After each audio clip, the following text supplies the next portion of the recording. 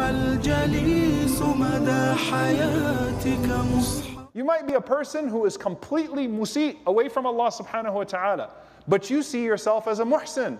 You see yourself as a person who excels, a good doer. Why? Because you're with someone who's in a worse state than you, and so you see virtue in yourself.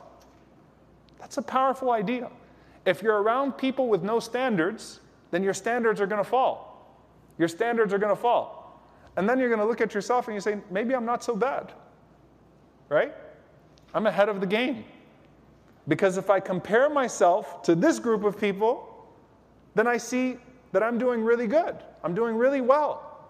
So sahibul himma, a person who has ambition to please Allah subhanahu wa ta'ala, should surround himself with people of himma.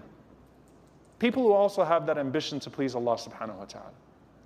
And to be intentional about forming those relationships.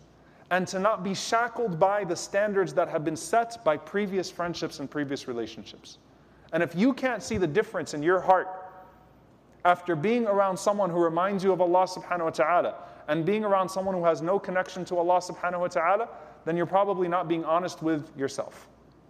If you don't see an actual difference in your heart and in your own hal, your own being, by just being around people who remind you of Allah subhanahu wa ta'ala, or being around people who remind you of the opposites.